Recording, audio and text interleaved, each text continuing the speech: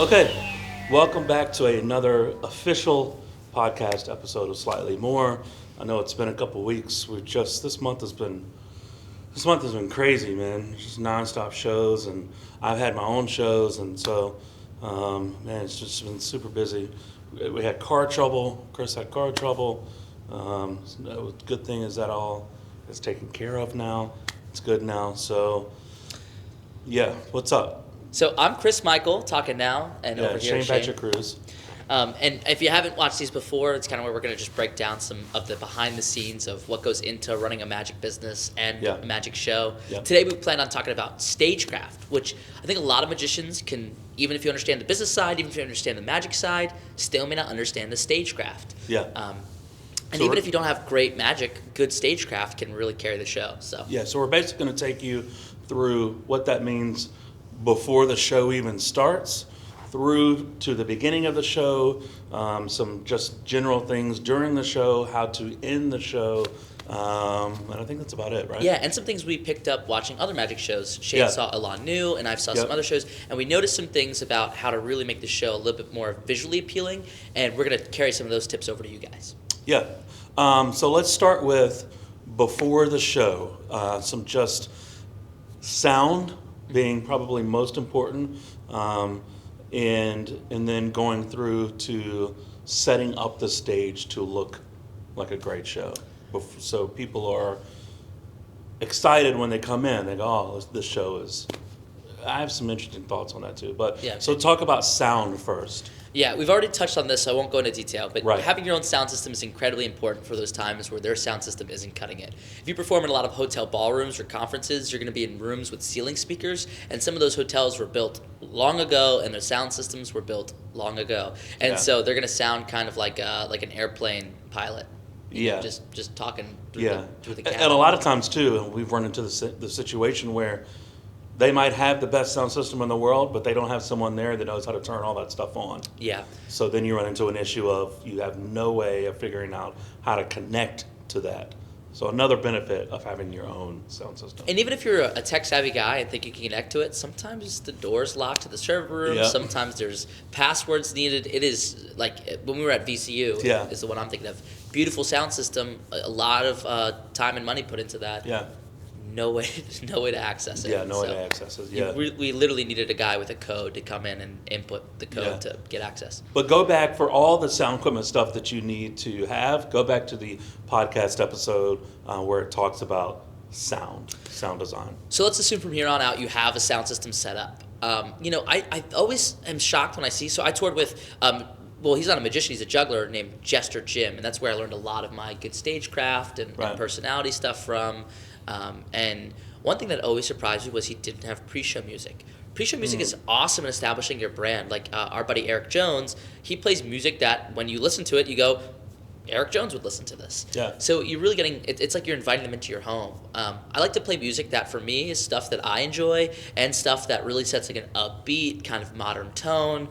Because these are songs that I know communicate really well what the show is going to be like.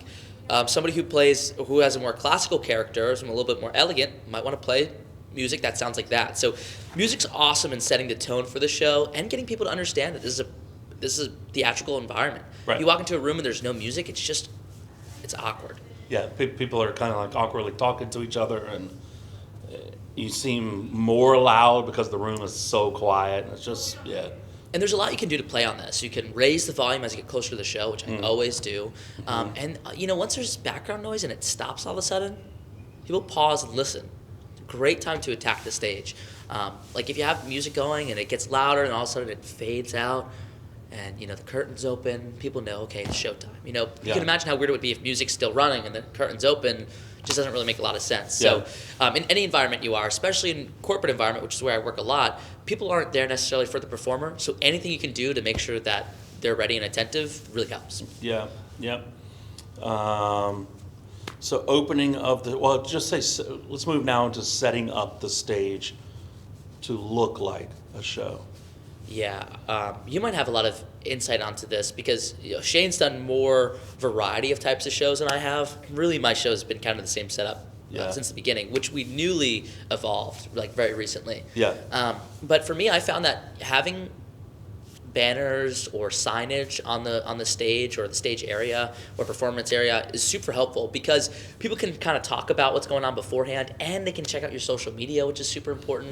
A lot of times before my show, I'll look around the crowd and people are on their phones looking up my videos, and that actually helps a lot. The other thing too is it makes it seem like you're not just a schlep who like walked in and started getting their stuff set up with a suitcase and that's all they have. I'm not going to say any names, but a buddy of mine I recently started following on Instagram performs for corporate events all the time, and he posts pictures of him. He's always in the corner of the room, and it's just a case on a stand. And I always wish there was something to draw my eyes towards that area, because if you didn't really pay enough attention until he actually starts the show, you might not even really know that there's about to be one. Yeah, it's 2 simple roll-up vinyl banners that bookend that one case. Would be a huge difference, right? Yeah, definitely. And then recently I've got like a big, we call them a step and repeat. It's just kind of like a big wall essentially that goes up made of fabric. And I've been setting that up with my 2 banners kind of angled on the edges. Yeah, angled in on the edges. Yeah. And man, it's awesome to draw your eyes in. And then really right away, people understand like, oh, this is a legit show. Yeah, this is a legit show. There's money put into this. The more production value you can add, the cooler it seems. And we're kind of conditioned also, going back to the music for a minute, music that's kind of got a heavier sound, the bass comes through really well, something that demands authority is super important, because if you're just playing kind of cheesy music that the music isn't EQ'd right, it's sort of soft and it just isn't. I don't know how much you guys know about music, but if it's peaking too much, if it doesn't sound well balanced, it can do more harm than good sometimes. So yeah, the big thing too about setting up your stages is making sure it's balanced. Don't make sure like it's not heavy on equipment and apparatus on one side and then nothing on the other side, because visually that throws people off, unless that is your type of show. So like for instance, I'm not going to get into it because I don't want to spoil it, but you're talking about developing a show that is slightly off kilter, right? Right. So a stage setup that is slightly off kilter works for that because that's on purpose. But now, like if you were to look at your setup, it's the big 8x8 with the 2 vinyls on the sides. Direct center is the case on a stand. To the right is your floating table, like if you're standing facing out. Yeah, and it's but if you're looking at it, then the floating table is to the left. To the right is, I actually think you need probably, because I took a picture of your last setup, I think you probably need now one of those just laptop like stands. It just pops right back up. Yeah. That way, because all your props, if you're looking at your setup, your like gift box thing and a couple things in the bucket are on the floor next to here, so it kind of throws this off this way. So one of those little stands. That way you can just set everything right on there. And actually, that goes into STAGECRAFT completely. I'll even just give you one because I have an extra one. Or you do? Or you pay me for it, which would be nice because they're kind of expensive. Yeah, I'll pay for it. They're like $40. What? Yeah, because I have 2.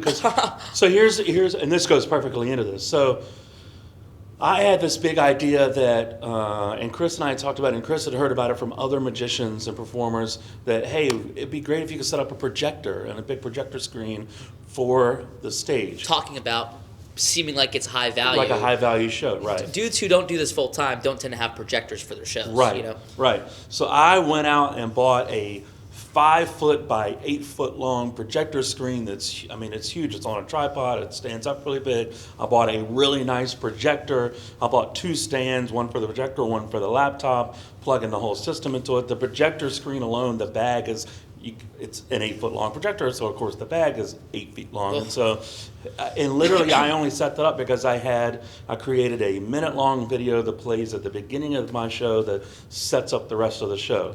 While all of that is great, it was also an extreme hassle to carry that and then set it all up, because it took me an hour just to set that up, not including the rest of the stage.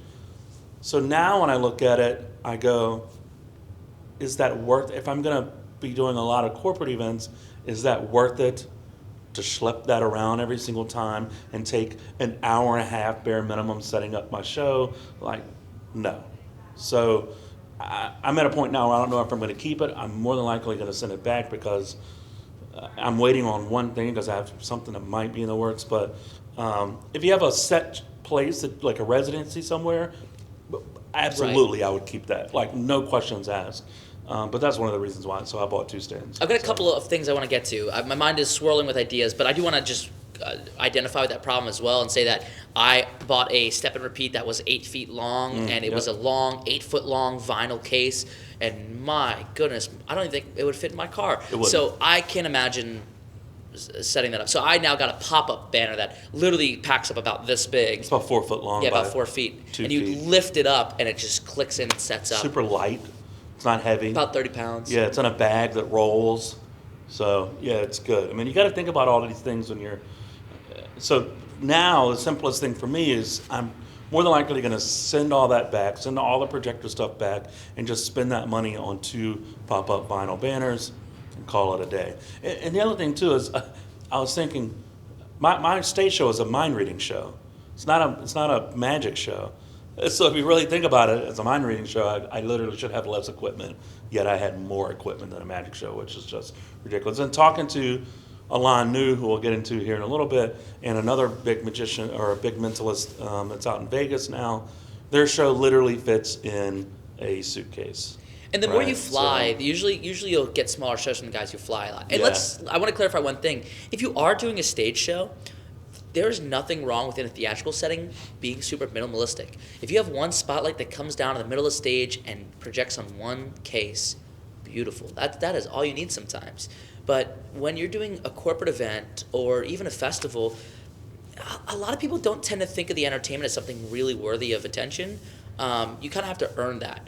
And one way you can earn it is before the show even begins. And that's why when we were setting up this new pop-up banner, we had the lights and the 2 banners coming in angled. Yeah, it looks so good. I knew for a fact that the kids, because it was a kid show at that point, would be anticipating the show because they're curious. What is all this? What is all this?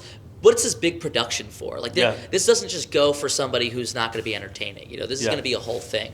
Another thing that I want to mention is Shane talked about how I put my props on the floor, which I try to avoid if I can. But the way I have it is I got these banners, and I usually go. It doesn't look like I'm just putting things on the floor. I have it set up on the bottom of the banner. Yeah, I should clarify that. Yeah, but I think that talking about STAGECRAFT, and I mentioned this before, depending on your character, you may not want to be bending over to the floor to pick up your props. It does seem a little...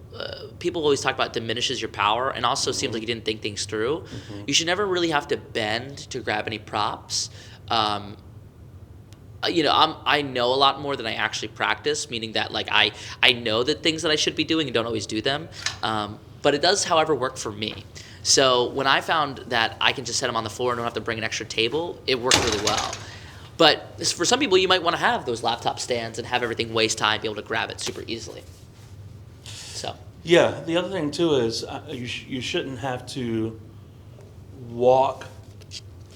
I think setting up the stage and setting up your props and where you get things from could be an episode all in itself, because another quick thing to think about is you shouldn't set up what you need to where you have to turn your back to the audience for too long and walk to the back of the stage and put your back to the audience just to grab things for too long. Yeah. Like, your stuff is, even though it's behind your case, it's not like all the way behind, right? So like, you're turning sideways to the audience as opposed to turning your back on the audience. Yeah. And the other thing too is just efficiency of movement on stage. This is something that I personally have, over the last several shows, have really started to figure out is thinking ahead of time the routines that are coming in order and where those props are. If I have markers, I used to keep markers in the box that had the rest of the show, but then that became a hassle because now I'm reaching into the box and killing time and losing interest of the audience trying to find the marker.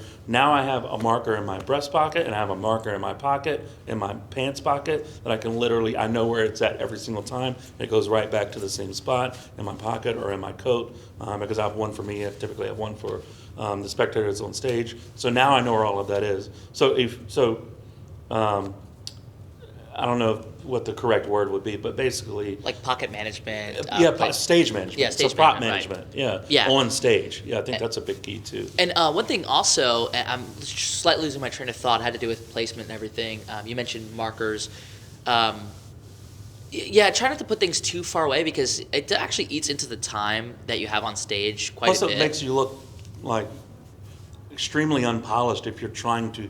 if you're having to search for things like, oh gosh, where did I put that? And, you're looking for it. It makes you look really amateur. Yeah, consistency is good because for me, I usually tend to set up my props. I know when I'm performing, usually they're on my left side. So occasionally I'll put them on my right, and I always walk to my left, and then I have to did that one show. Yeah, and then I have to turn around. The VCU show was opposite. You had to set up opposite. We had to set up opposite for reasons where the sound system wasn't working. I had to put my speaker closer to the outlet. Side, yeah. 2 words, by the way: gaff tape. Gaff tape, super important. And just because chord management, I mean, you have a lot of the cords that run from the speaker system to the wall. We gaff down on the floor, not only because it looks good, but because not only because it looks good, but because that way people aren't tripping over it. Yeah, safety reasons. That's why a lot of theaters have gaff tape available because you don't want wires exposed to the elements and also to whatever people spill on them or trip on them. And then it's a liability for you if people are tripping on your wires. And also, it's just not a good look to have wires running. For me, even at home, anybody who knows me personally, this is getting kind of personal here, I have this weird thing about wires showing. I can't even... If they're sticking out from under my TV or I can look at them from around the corner, I'll do anything I can to tuck them in. For me, it just doesn't look professional, and for me, in my house, it just doesn't look clean. So, yeah. And also, I tell Shane this all the time, and I know he knows, but I just like to remind him of things, and just so I can get my thoughts out. Everything that you have with you is part of the show. Even if it's the cart that you use to wheel things in, if that looks disgusting and nasty and torn up and beat up, somebody's going to see it, even if it's backstage. So everything you use should be in some place presentable. Even if it's in front of the audience, like my sound bag, sometimes if there's no actual stage, I'll put it way off to the side of the room, but I still want to have it zipped up, propped up. I still want it to look good because... people are stepping into the life of the performer. You don't want them to think that you take really good care of your show, and then when you get back in your car, you got garbage everywhere. You really do want to, which probably is actually the case, but you don't want to put that version of yourself out there. So even little things like that help the overall production of your show. So I think we went pretty well into the equipment here. We could definitely do another episode. Let's get into the show now. Yeah, this is really what we want to talk about. Actually, movement during the show, stagecraft during the show. I've been working a lot on this recently because the more that I do my show, the more that I find there's little things I can tweak instead of the actual props and magic and things like that otherwise. So now I can focus on the little details about how I'm actually moving my body, blocking my show out, using my voice. But I think if you can think about this from the very beginning, you'll be way ahead of the game. So what are 2 or 3 tips that you have? I don't want to get too in-depth with it, but what are 2 or 3 tips that you have for stagecraft movement during the show, blocking, that sort of thing? One thing I'm really bad at is I do a lot of interaction with the audience. I'm really good at that part of it. My show's got tons of interaction, and that's a lot of people say they have an interactive show. I mean, there's very little time that goes by where I'm not talking to somebody specifically in the audience in my show. Maybe the most is even the bottle trick. I talked to them 3 or 4 times. So yeah, but because of that, I go out into the audience a lot, and I have to go get stuff from the stage. I definitely need to be better about taking everything I need from me when I go out in the audience, into the audience, staying out there, and then coming back to the stage. So the little time that you have to go out to the audience, pick people, hand things out, bring everything you need with you out into the audience so that you're not going, this person, back to the stage, that person, back to the stage. Because that can take sometimes an extra 5 minutes depending on how big the stage is. Yeah, so that goes back to the prop management, stage management. I personally learned that when I was using pads of paper and audience members to draw things on them. I would grab the pad of paper and go out to basically step out towards the audience to address the audience and what's about to happen and select people. But then I have to turn around because my pens, my markers were back on the table behind me. So then I had to turn my back towards the audience and go find the markers to give to the spectators and then turn back around to give to the spectators as they came up. So now that's another reason why I keep the markers on me so that I don't have to turn back around. I come out with a pad of paper, I address the audience, I ask the people to come up, and I literally can wait for them to come up, and as they come up, I hand them a marker, right? So it's, efficiency, once again, goes back to efficiency of movement. And another thing with efficiency... management. That's something I'm not great at, but it's something I constantly... And you do learn. Over time, you'll feel those dead times in your show. Yeah. In the beginning, you won't pick up on it as much, or you will and just not be able to fix it. But as you do your show more and more, you'll be able to attack those things head on. The other thing, too, real quick, this just happened to me in a show, and it's something that I've having to figure out. I do a routine where people they have a lot of things to deal with. They have a piece of paper, a small piece of paper. They have an envelope. They have a pen, and they had a sticker to close the envelope up. Well, I made the mistake of handing out all the pieces of paper, and then handing out all the envelopes, and then handing out all the pens. By the way, I had the pens in the cardboard box that came in from Office Max. No. I had like 50 pens in there, and the bottom of the box fell out on me as I was walking through. Very unprofessional looking. I had the servers that were at the hotel come and pick them up and put them on a tray and literally take the tray. Then I took all the stickers and handed them all out. So now, every single show from now on, I'll more than likely either buy a glass that I can set all of that in the glass and set it on the table, or just set it on the table. So all of the paper, all of the envelopes, all of the pens go on each table. That way I can say to them, you'll notice that you have on the table this, this, and this. Please take the piece of paper, right? So once again, efficiency, because that took up what should have been 5 or 6 minutes worth of showtime was 20 minutes worth of showtime, and it killed people's interest. So let's talk about Disney. I know Shane doesn't know where I'm going with this, but No. Even saying Disney, the name, we're probably going to get flagged for copyright.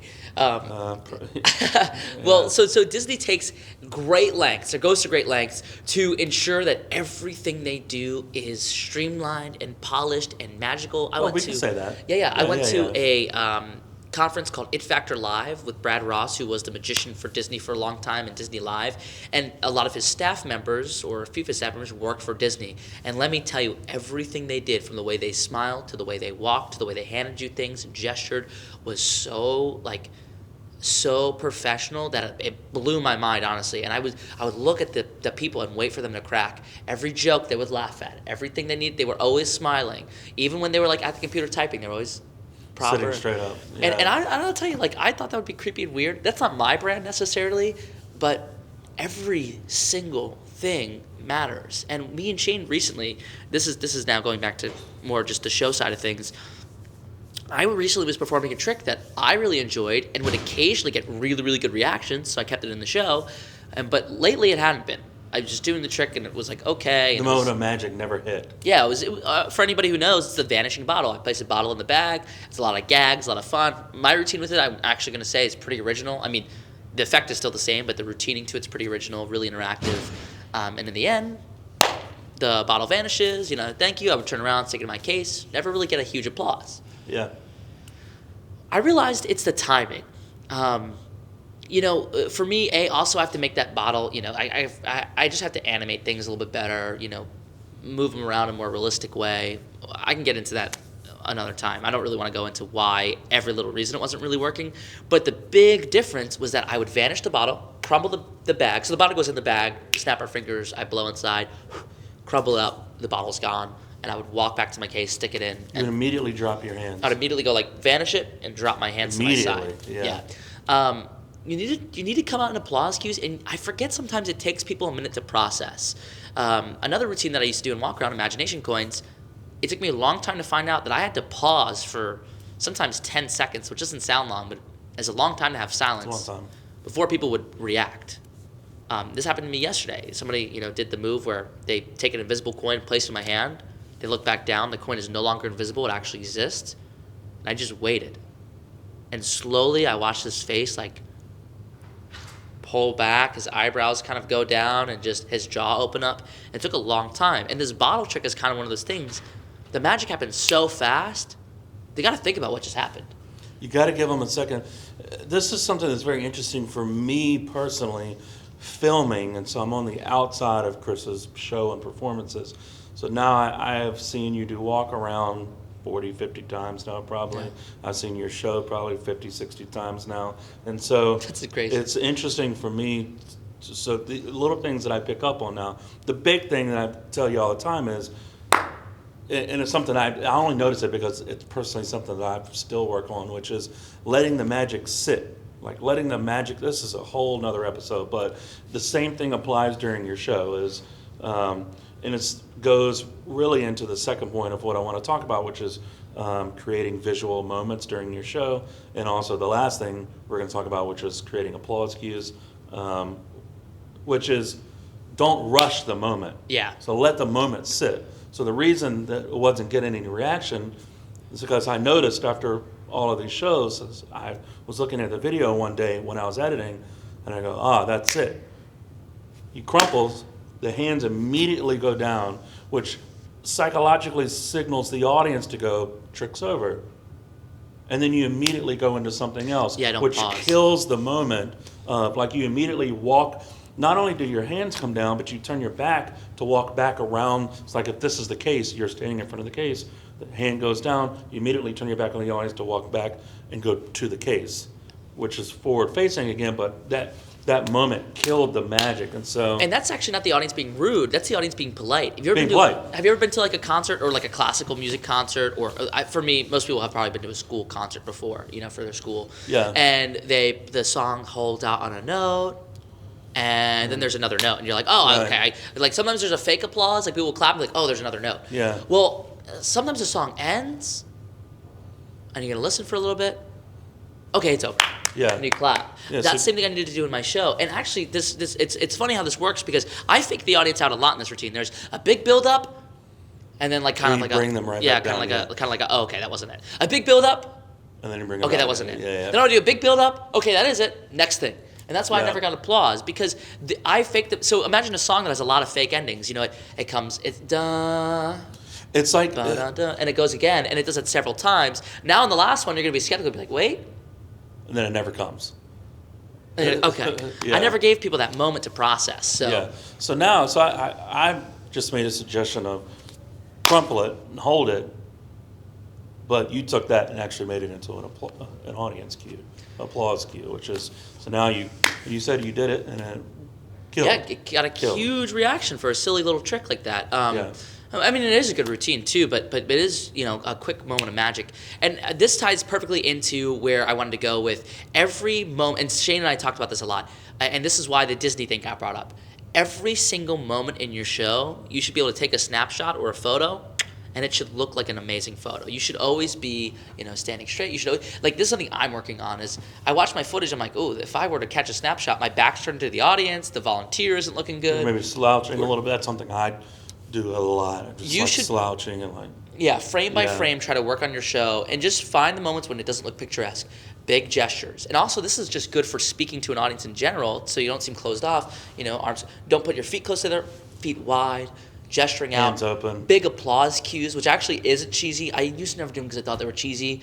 It literally is saying, hey guys, it's okay to clap. Yeah. And they actually like that. Which is what a specific example is what we were just talking about. You crumple the bag goes here, this hand goes here, and this is a very open movement and also signals to the audience, trick is done, time to clap. Alon New, a mentalist out of DC, he's been around for a long time. I just recently went to see his show, and I remember telling Chris afterwards, like, you literally could stop his show anywhere from the very beginning of the show to the very end, and every single moment could be a super visual moment. I mean, I don't want to spoil the beginning of his show, but there's something that he does in the beginning of the show where he sets something down in the middle of everyone else around him. And at first I was like, okay, it's interesting that he's coming out into the audience, but it wasn't just that. It was that he wanted to surround the magic with the people in the audience. If you can imagine, everyone is sitting down. Alon is standing above them, and he's trying to cause something to happen. And he asks everyone, hold your hands out like this towards the glass, and we'll see if it can happen. So in the show, right when that happened, I leaned into my girlfriend and I said, that's on purpose. That's meant to be a visual cue. And sure enough, at the end, there were pictures that came out, and that picture was one of the main pictures that came out of all of these people in a big, huge circle with their hands out like this, and it was a gorgeous picture. He also pauses for pictures, too. There's a point towards the end of the show, and this will be the last thing I mention about his specific show, where he's tearing up a newspaper, and he has one full section, and he tears it in front of him, and he stops midway so that the tear creates a V that his face is in the center of. And it's this beautiful moment where you literally could stop the show and take a picture, and that would be this incredible visual moment of him actually framing himself up. And so Chris and I have talked before about framing the magic and then stepping into that frame. So it's creating the space where the magic happens, and then stepping into that space to be the magical thing that is in that magical space. And that is represented by that piece. That whole routine was centered around that newspaper. So then how do you step into that space as the performer who's creating the magic into that magical space? Well, the newspaper is the piece of magic. He tears the newspaper and he literally sticks his face in between this tear, which is important. It was incredible to watch. And then just simple moments of creating ups and downs in the show too. I mean, two people on the side of him. Two people on the side. Once again, talking about open movement. He has two people sitting down in chairs right next to him. He's standing in the middle of them, and he says, "Think about your thought." And he's standing. And this is a very open movement. It's also signifying later an applause cue. So you need to look interesting. It was like a master class on stage movement and creating visual cues, and it was really, really good. So Shin Lim does this incredibly. Every time the end of the routine, he takes the card and he holds it up by his face and flips, and you get the framing of him with the card. Yeah. Now, because you could easily watch a trick and forget who performed it, but whenever they flip the card by their face, you'll never forget. Sean Farquhar, when he did Shape of My Heart, that routine where he plays Shape of My Heart by Sting and does this beautiful card routine to it. It was an ambitious card. He takes the card at the end. Everything's happened by his hands. The finale, he pulls it up, looks at the audience, looks in the camera, and flips. And I'll never forget the look. I know exactly what the card was. I think it was like a 5 of diamonds. It had a signature on it. His face is right here. He's wearing a purple suit. I'll never forget that image. Something about that is framed in our face. And a little psychology trick. I learned this in psychology. If you want people to remember things, put a face near it, because we remember faces as a defense mechanism. Also, because we're supposed to faces are something we easily recognize. It's when we're babies, it's one of the first things we learn to recognize. So it stores deep in our brains. If you want people to remember something, have your face on it. And actually, that's a good reason why you should put your face on a business card. Yeah. A lot of people are afraid to do that, but it really does help you remember the card. Yeah, going back to that very opening routine with Alon, with everybody's hands off. Everybody else, all of the audience members' hands are here. Alon, and everybody is like here. Alon is standing up, his hands are up leaning high. it. No, his hands are right here, which literally frames his face. The other thing to think about too, if there's a photographer, especially if you're at a corporate event, there's a lot of times there's a photographer there. You can even tell the photographer, hey, listen, here are a couple moments during my show if you want to get a great photo, because they need great photos for the client. If you want to get a great photo, like something like that would be great. Like, listen, in the very beginning of the show, there's a routine. I'm going to have everybody's hands out. I'm going to be here. It'd be good for you to be across from me and a little lower from me, because I'm going to be doing this movement. It'll be a fantastic picture for you to have. So those kind of moments is good, just as a side note. But that goes into that. So do you want to say anything else about open movement? The other thing is don't try not to close off from your audience. A lot of times, I was just watching, if you're a magician, you should look up David D'Souza rehearsal. I think it's, rehearsal. And he goes over doing card manipulation. And a lot of times, the performer on stage will be this way, producing cards, but he's closed himself off from literally this entire side of the audience. And so now he talks about being on a single plane. So literally opening up the shoulders, and now you're face on and you're producing cards at a 90-degree angle. Also presenting this way. A lot of times. Water on me when you're All right, I'm trying to bless you. And so if you're holding up something, I made a mistake of doing this a lot when I first started, was revealing the word, but only starting here and showing, if I have the spectator here, showing the spectator, and forgetting that this side of the audience can't see at all. I've had to learn that too. I always sweep, and yes, it takes extra time. Yeah, so now you can sweep, but it's Don't be afraid of dead time. I mean, like, dead time's bad because Yeah. it's called dead time, but it's not really dead time if you're serving the audience. So remember that. What else do you have to say about open movement? Yeah, when it doesn't and use that your sort whole of thing? body, use your whole body. Like, I actually, you'll notice this. If you go back and watch any videos of me doing my SpongeBob routine, which I know we've shown way too much of, but I mean, whenever I toss the SpongeBob, I don't just, I don't just open my hand and that's it. I put my whole body into it. I gesture up with my head, and I move my shoulders, and I look up. And if any time you pause that video, you'll see I'm always, even if you don't know what's going on, something's going on. If I do this, you might just think, like, what's going on there? So use your whole body even when you don't think you need to. Whenever I do my beatboxing routine, whenever I gesture into the audience, I always lean in, I do things like this. And I promise you, if somebody were to do my exact same show, or any same show, and not make as big movements, not frame their face well, not be really open to the audience, I promise you the exact same show, people would feel like they got two totally different experiences. One guy would come across as super expensive, super well-polished, super experienced. One guy would just seem like he just learned a show and he was performing tricks. Yeah. There's a big difference just in that, in having a really powerful show and having a series of tricks. There's a difference between somebody who's performing magic tricks and somebody performing a show. Real quick, because the last thing I want to talk about is standing ovation at the end of the show. But one quick thing I want to touch on from the very beginning of setting up your show and have it look good. If you're going to set up a backdrop behind you, so you have that 8x8 behind you. Yeah. If you haven't seen it, it's all white with just the logo on it. Several times. Right, the scattered logo's around. all over the place, right? And so think about it as a performer when you're thinking about, once again, how the show looks as a whole. You are wearing dark clothes, which is great Always wear because dark clothes, that's against a white background. So it wouldn't work. If you were to, I've seen this sometimes where performers put themselves in front of a dark background and now you lose the performer into the background. You can't even see him. Sometimes for right? the trick or for You the can't story, see it's them. important, But if you know who you are, if that's the case. If Yeah. you're not doing it intentionally, that's the problem. Yeah. So make sure if you're going to put up a background, and it's also just important if you just when you set up in general, make sure you have a background. Don't set up in front of a window, right? That's Or a huge mirror. window, or a mirror, especially a mirror. But a window, if it's bright outside in the middle of the day, that light will just overtake you and people will lose you. And real quick, that's just something. Have you I ever wanted to taken a mention. photo and the light's behind you and you can't quite see who it is? You're like, who is that? Angelic. Yeah, you got like an aura around you, but Yeah. the face is dark. That's why you don't, because if you hold something up and it's a coin, people will be like, what is in his hand?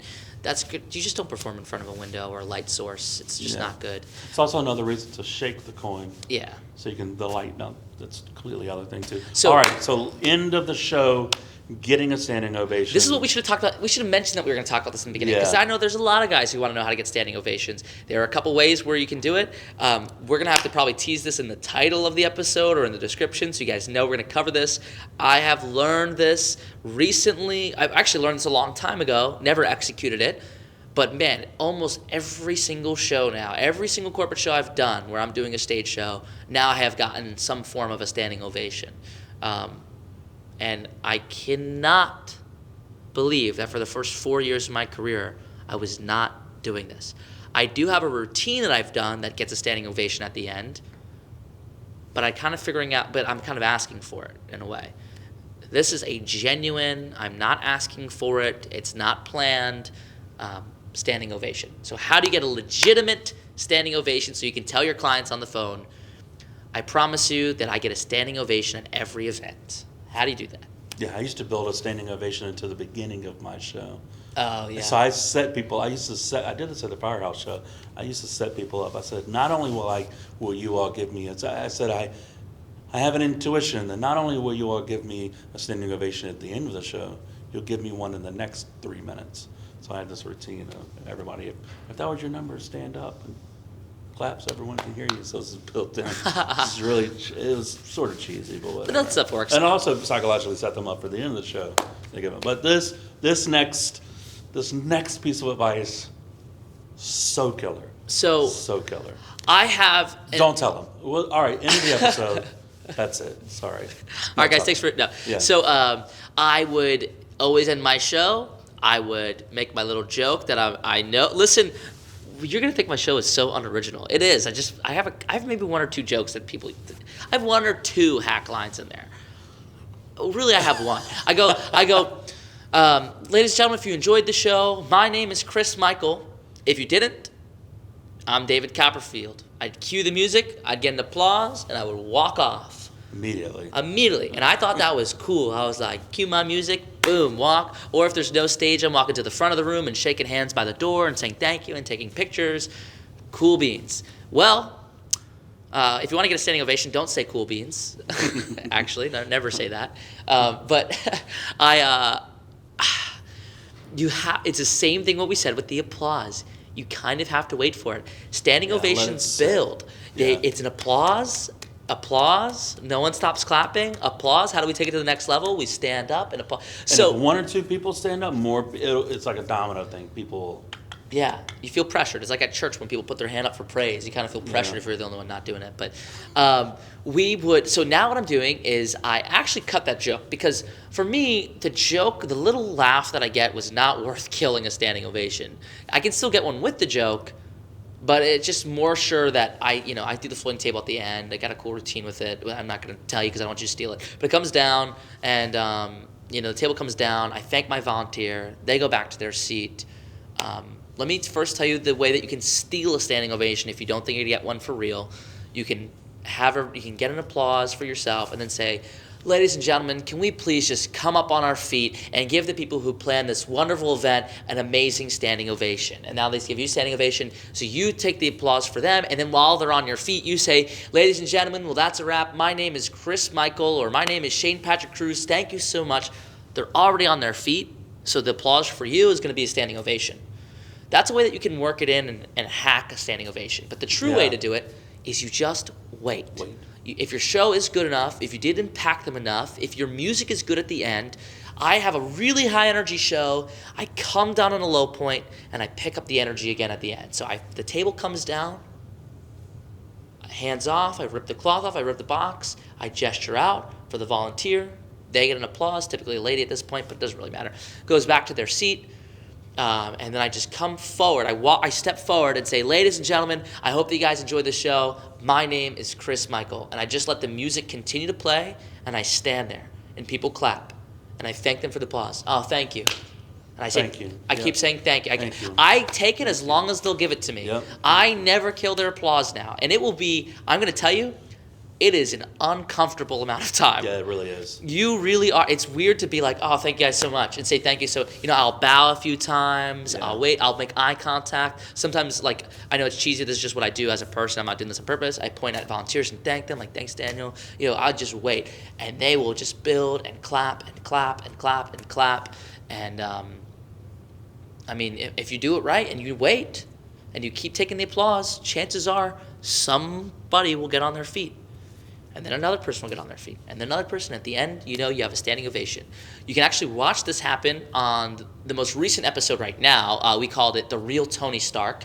And I think, what is it, episode 19? 19, yeah. Episode 19, you can watch this Magic. happen. Yeah. And actually, this one happened pretty quickly. But it was a show that went over really well. People had some drinks in them. So, and there was a lady who was a little bit louder than most. So she kind of brought the energy up. But the other thing you can do, this is I've heard of guys doing this. Do I do this? No. But you can always ask 2 or 3 people that, hey, at the end of the show, I want to try something for the video. Would you guys mind, just for the final applause, getting on your feet to clap? And then if a couple people do it, you're more likely to get a standing ovation. That's a really easy way to do it. I don't like to do that, but I know it's happened before. So a few tips on that. Or last-ditch effort, you can just hypnotize a handful of people before the show. The final applause cue, they get up. Have you guys ever seen these? Hold on, let me show you this. You ever seen these before? This is called a standing ovation marker. What you do is you find the air vents and you draw on the air vents, like you line the lines, and it puts this gas in that makes people's legs tingle, and they stand up. So, I'm not going to tell you where to get that because it's, kind of a secret, but... Yeah. All right, what else? Anything else? I think that's it. There's a lot of good information in here. Yeah. And we're going to flesh some of this stuff out in future episodes for sure. But one thing I want you to know is just take time with it. have open body language, and really spend a lot of time. And it's okay to spend money on the look of your show. Yes. You want to win people over before it even begins, before you're even in the room, get them excited to see it. Yeah. So there you go. That's it. See ya.